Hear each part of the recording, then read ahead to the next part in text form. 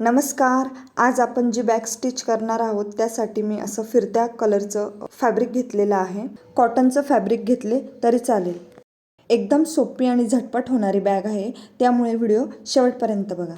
आता मी तुम्हाला मेजरमेंट दाखवते.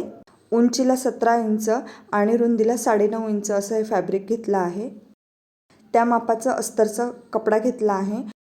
आपण उरलेल्या कपड्यांपासून या बॅग स्टिच करणार आहोत. सर्व बॅग मी उरलेल्या कपड्यापासूनच दाखवणार आहे. अस्तरसाठी ब्लाऊज पीस वापरू शकतो. येथे माझ्याकडे शर्ट पीसचा कपडा होता, तोच मी यूज केलेला आहे.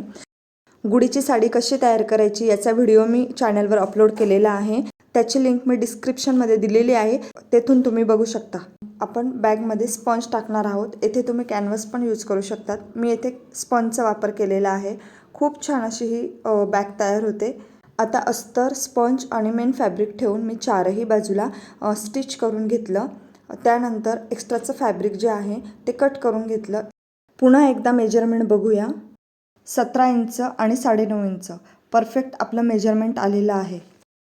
आता काय करायचं आहे, एका बाजूने 2 इंचावर आपल्याला मार्क करून घ्यायचं आहे आणि 2 इंचावर आपल्याला कट करून घ्यायचं आहे. येथे आपल्याला साईड पॉकेट बनवायचे आहे, त्यासाठी झिप लावायची आहे. त्यानंतर प्रेस स्टिच करून घेऊया. पुन्हा 2 इंचाचा जो आपला फॅब्रिक कट केलेला होता तो चेनवर ठेवून शिलाई करून त्यालाही आपल्याला प्रेस स्टिच करून घ्यायची आहे. परंतु इथे प्रेस स्टिच करण्या अगोदर आपल्याला पॉकेटसाठी एक अस्तर घ्यायचं आहे, तर ते बॅगच्या हाफ साईजचे मी अस्तर घेतले आहे. दुसऱ्या बाजूला प्रेस स्टिच करण्याआधी आपण चेन लावली, तेथेच मी तो कपडा ठेवून शिलाई केली आणि पॉकेटच्या अस्तरच्या कपड्यासहित प्रेस स्टिच करून घेतली. आता पॉकेट तयार करण्यासाठी तो कपडा आतल्या बाजूने फोल्ड करायचा आणि त्याच्या तीनही बाजूने शिलाई करायची. त्याआधी आपण रनर टाकून घेऊया. येथे माझे रनर टाकायचे राहिले होते, रनर टाकून घेतले. पुन्हा खाली शिलाई करून घेतली, जेणेकरून कपड्याचे धागे निघणार नाही. असं आपलं पॉकेट आपण तयार करून घेतलं. पॉकेटच्या दोन्ही बाजूला शिलाई करून घ्यायची आणि एक्स्ट्राचा जो कपडा आहे तो कट करून घ्यायचा. आता आपल्याला मेन पॉकेट करायचे, त्यासाठी सेम प्रोसेसने मी चेन लावून घेतली. या ठिकाणी तुम्ही मॅचिंग पण चेन वापरू शकता.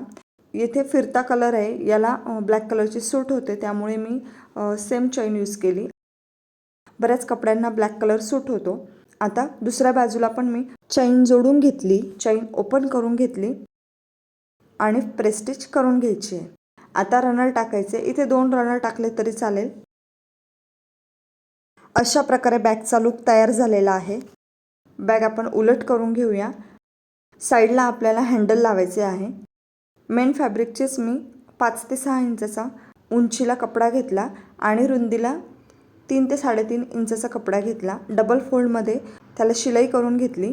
चेनच्या थोडंसं खाली आतल्या बाजूने ठेवून आपल्याला साईडला शिलाई करायची आहे.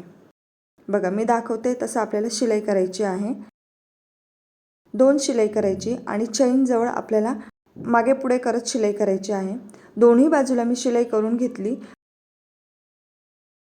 एक्स्ट्राचं कापड कट करून घ्यायचं आणि आपल्याला ही शिलाई पॅक करायची आहे. त्यासाठी मी अस्तरचाच कपडा घेतला आणि अर्धा ते पाऊण इंचाची मी पट्टी घेतली. त्याने मी शिलाई पॅक करून घेतली. याने काय होईल, आपली फिनिशिंग छान दिसेल. मी प्रत्येक व्हिडिओमध्ये तुम्हाला सांगते, एकदम डीपमध्ये सांगते, जेणेकरून तुम्हाला शिकायला सोपं जाईल. जर व्हिडिओ आवडत असेल तर नक्की कमेंट करा, लाईक करा. चॅनलवर असेच बरेच व्हिडिओ आहेत, तेही बघू शकता तुम्ही. आता आपल्याला खालच्या बाजूला बेस बनवायचा आहे. त्यासाठी 1 इंचावर आपल्याला क्रॉस टिप टाकायची आहे. येथे मी कपडा कट न करता शिलाई केली आहे. शिलाई करून झाल्यावर तुम्ही कपडा कट करू शकता, पण मी तसाच ठेवला आहे.